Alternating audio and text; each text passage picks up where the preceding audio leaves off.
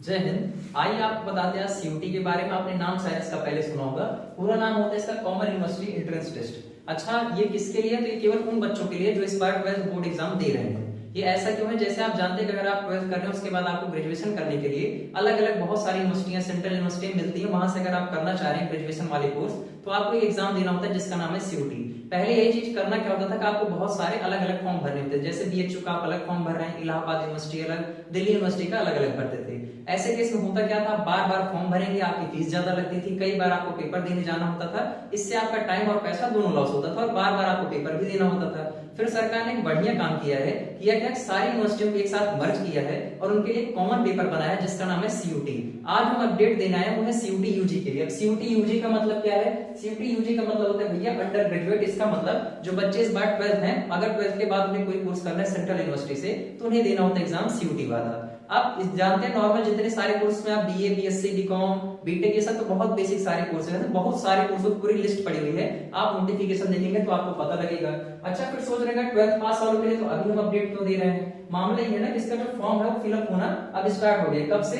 3 जनवरी से। 3 जनवरी से इसका फॉर्म फिलअप होना स्टार्ट हुआ है और पूरा का पूरा 30 जनवरी तक इसका फॉर्म फिलअप होगा। मतलब जनवरी महीना आपके पास है, आप फॉर्म अभी भरवा लीजिए। ये बात अलग है कि आपका जो बोर्ड पेपर है वो तो आगे होना है, लेकिन फॉर्म अभी फिलअप हो रहा है। तो सीयूटी का मान लीजिए हमें फॉर्म फिलअप कर दिए तो उसके बाद एग्जाम हमारा कब होगा? तो अभी एक टेंटेटिव डेट दे दी गई है आपको, 11 से लेकर 31 मई, यानी मई महीना बता दिया गया है। इसी बीच में आपका पेपर हो सकता है, हो सकता है थोड़ा सा आगे चला जाए, लेकिन अभी फिलहाल टेंटेटिव डेट यही है। अब मामला क्या है? फीस वाला। अच्छा, कुछ बच्चे यहाँ पर बहुत ज्यादा गलती करते हैं, आइए यहाँ पर समझते हैं। जैसे कुछ यूनिवर्सिटियों का अपना अपना अलग क्राइटेरिया होता है, कुछ केवल डोमेन सब्जेक्ट में अपना पेपर करवाती है। अब ये डोमेन का मतलब क्या है? डोमेन का मतलब 12th क्लास में आपके जो मुख्य विषय है, मेन जो सब्जेक्ट है वो है। जैसे मान लीजिए अगर मैं मैथ कर रहा हूँ, मैथ से कर रहा हूँ 12th, तो ऐसे केस में मेरा फिजिक्स, केमिस्ट्री और मैथ ये मेरा डोमेन हो जाएगा।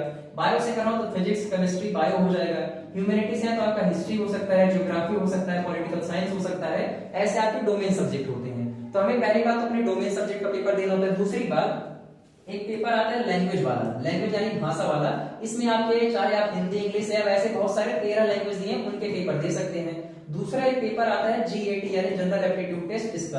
तो कुल मिला के 3 टाइप इसमें सब्जेक्ट बनते हैं, एक डोमेन टेस्ट, दूसरा लैंग्वेज और तीसरा जीएटी। अब होता क्या है, हर यूनिवर्सिटी का अपना अलग अलग क्राइटेरिया है। जैसे कुछ यूनिवर्सिटी केवल और केवल डोमेन का पेपर करवाती है।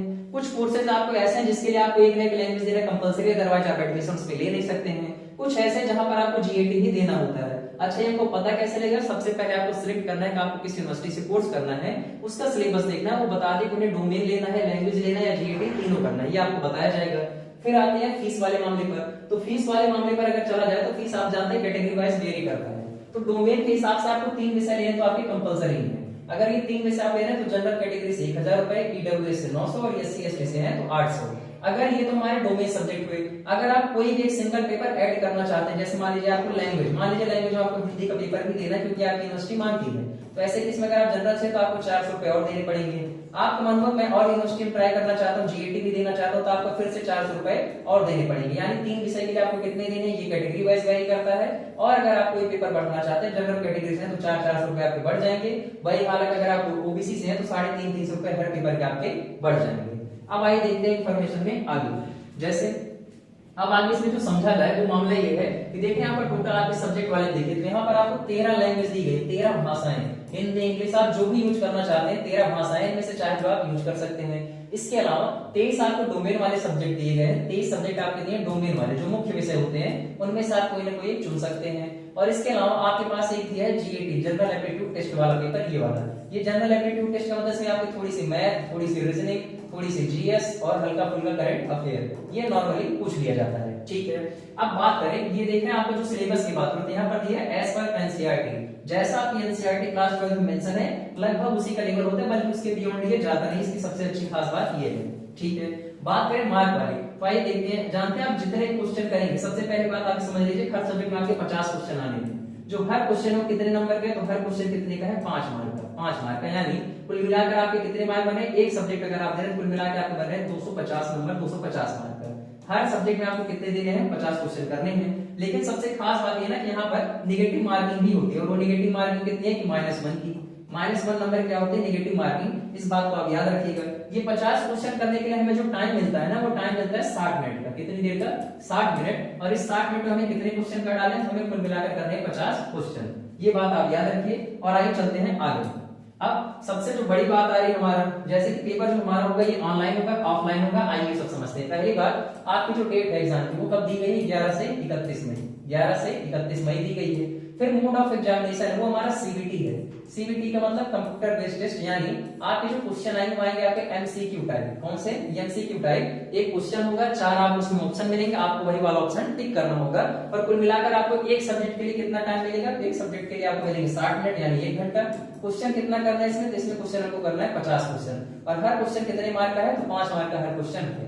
बस आप फॉर्म भरवाते टाइम ना ये देखिएगा कि आप अपनी यूनिवर्सिटी देख लीजिए, डोमेन मांगा है, लैंग्वेज मांगा है, जीएटी मांगा है, तीनों मांगा है। ये बात आप ध्यान रखिएगा। और ये कोर्स के हिसाब से भी वेरी करता है। जैसे जो जर्नलिज्म वाले कोर्स होते हैं उनकी अलग रिक्वायरमेंट होती है, नॉर्मल बीए बीएससी वालों के लिए अलग रिक्वायरमेंट होती है।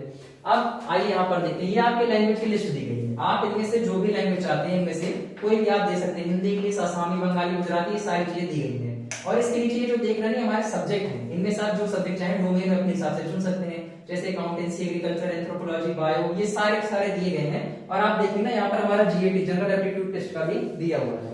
अब थोड़ा सा आगे देखते हैं। ये 5 नंबर मैंने आपको बता दिया, हर सही आंसर के लिए 5 नंबर और हर नेगेटिव आंसर के लिए जो आपने गलत चूज किया उसके लिए आपके 1 नंबर कट जाएंगे। अगर आप खाली छोड़ देना तो उसके लिए कोई नंबर काउंट नहीं किए जाएंगे। तो याद रखिएगा, हमें ध्यान देना है, सही क्वेश्चन ही करने, गलत नहीं करने हैं, क्योंकि आपका परसेंटाइल इसमें बहुत मैटर करता है। अब आइए देखते हैं, ये रही हमारी सेंट्रल यूनिवर्सिटीज की सारी लिस्ट। अब आप लोग अपने अपने हिसाब से जिस स्टेट में हो उसी हिसाब से अपने कंफर्ट के हिसाब से आप देखिए जो यूनिवर्सिटी आपके सबसे नजदीक में है, जो आपकी ड्रीम यूनिवर्सिटी हो वहां पर पहुंचे और बढ़िया तरीके से अपना मनचाहा वाला कोर्स करिए।